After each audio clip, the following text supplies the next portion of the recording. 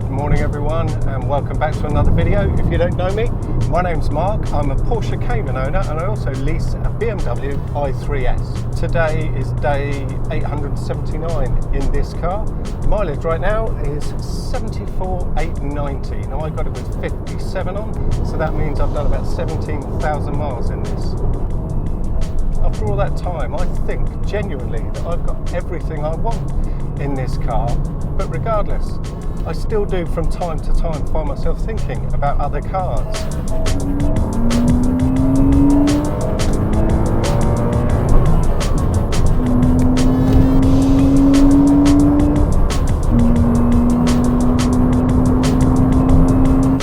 I'm drawn towards mid-engine cars for the obvious reasons.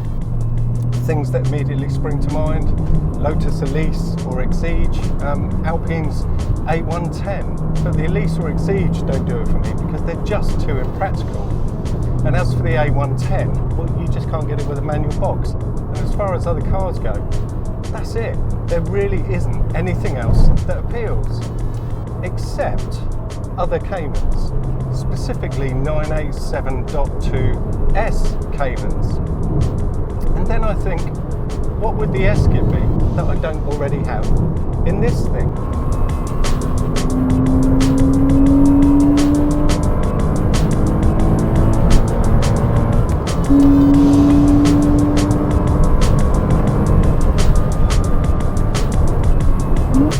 Clearly with the S I'd get more grunt, but I had that in the M140i that I had before this, that had 360 horsepower, and I got bored of that. The S also comes with slightly bigger brake discs.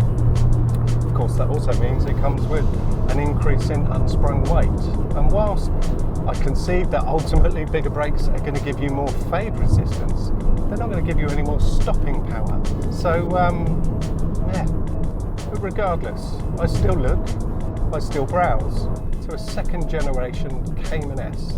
320 horsepower, 273 pounds-foot of torque, all propelling just 1,350 kilos down the road. That gives the Gen 2 S a power-to-weight ratio not too far off the power-to-weight ratio of the M140i with that glorious B58/6. I have to admit, I do like the sound of that, especially in a mid-engine chassis just like this. The trouble I'm having though is that when looking, I can never find anything with the spec that I want. There aren't actually that many manual S Gen 2 Caymans about.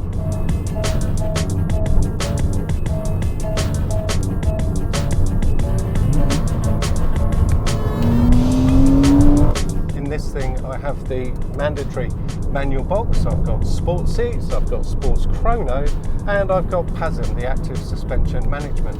And changing this for another Cayman that doesn't have those things would feel like a significant downgrade, regardless of what engine it has. And after all that, I end up back exactly where I started, and that's that my Cayman has enough. It's got enough power, enough to play with the chassis and or lose my license. And with the M-rated tyres I'm soon going to have fitted to the 17s I've got on this now, I'll soon have enough grip and balance to hang on to just about anything. Other Caymans may give a little more, some Caymans give a lot more, but they all give more overall than all of the alternatives that I can think of. And that, for me, is the Porsche Cayman dilemma. The Cayman is such a well-rounded package that once you have one, what do you switch it for? What do I switch this for? Once you're in, is it Cayman for life? What other driver's car out there overall gives a better package for the value and the pounds? So don't get me wrong, having said all of the above, I'm not in any rush to change this, but it's got nearly 75,000 miles on it. It's not going to last forever, but having said that, looking at what other people have achieved in their cars, what sort of mileages they're getting, there's plenty of life left in this thing yet.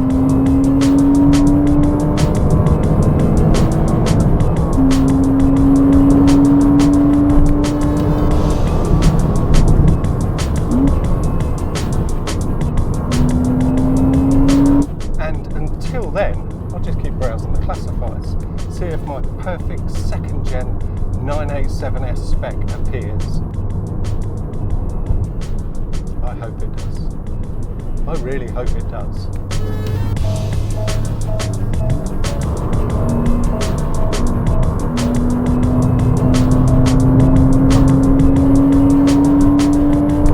If you like this video, please give it a thumbs up, the mandatory thumbs up.